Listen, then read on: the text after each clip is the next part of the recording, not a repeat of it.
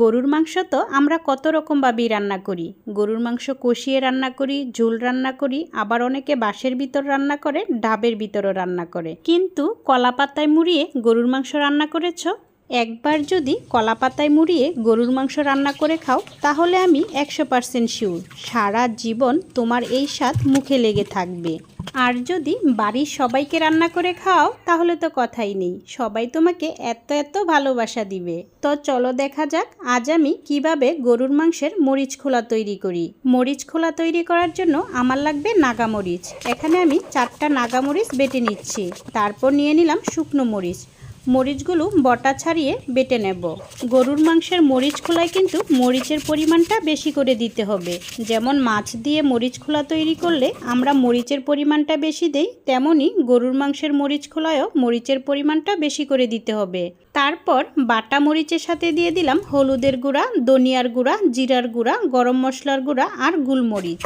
তারপর একসাথে বেটে মিলিয়ে নিলাম।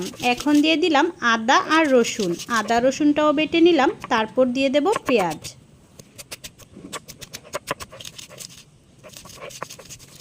সব মশলা বাটা হয়ে গেছে। এখন বাটা মশলার সাথে পরিমাণ মতো লবণ দিয়ে ভালোভাবে মাখিয়ে নিলাম। তারপর নিয়ে নিলাম পরিমাণ মতো গরুর গোশত। গোশতগুলো ভালোভাবে পরিষ্কার করে ধুয়ে নিচ্ছি।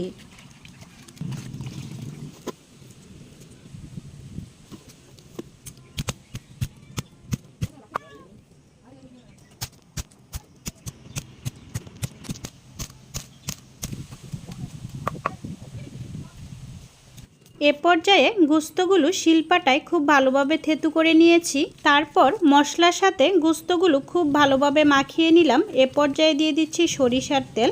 সরিষার তেল দিয়েও খুব ভালোভাবে মাখিয়ে নিচ্ছি। এখন ঢাকনা দিয়ে কিছুটা সময় ঢেকে রেখে দেব।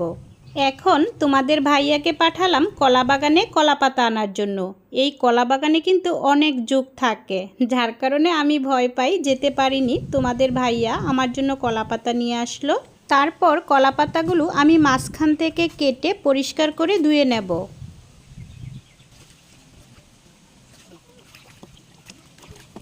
এখন ডাবল ডাবল কলা পাতা দিয়ে মাখানো গোশতটা দিয়ে দেব। কলা পাতাগুলো কিন্তু ডাবল ডাবল দিতে হবে, যেহেতু এটা গরুর গোশত, সিদ্ধ হতে অনেকটা সময় লাগবে। এখন আরও সুন্দর একটি সুঘ্রাণের জন্য আমার গাছ থেকে কিছু কাঁচামরিচ দিয়ে দেব।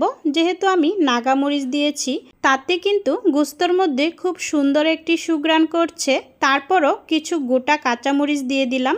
আমার মরিচ গাছের এই মরিচের ঘ্রাণগুলো কিন্তু অনেক সুন্দর। তোমাদের যাদের বাড়িতে এই মরিচ গাছ আছে একমাত্র তারাই বলতে পারবে এই নীলমরিচের ঘ্রাণটা কতটা সুন্দর।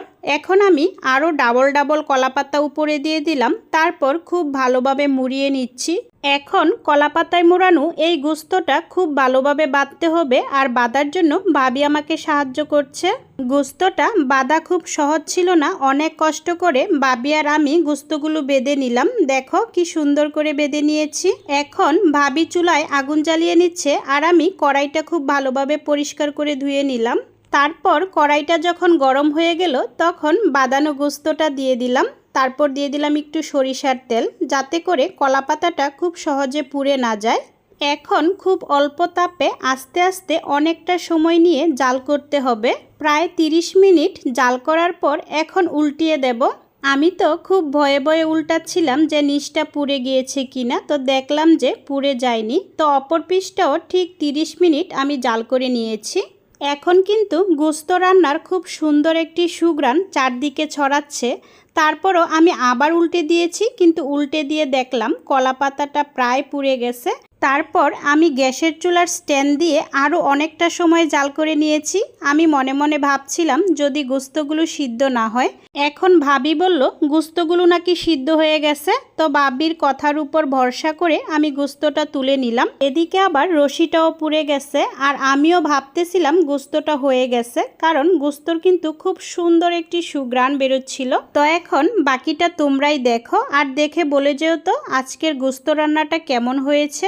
আর এই যে দেখো কি সুন্দর করে সিদ্ধ হয়ে গেছে।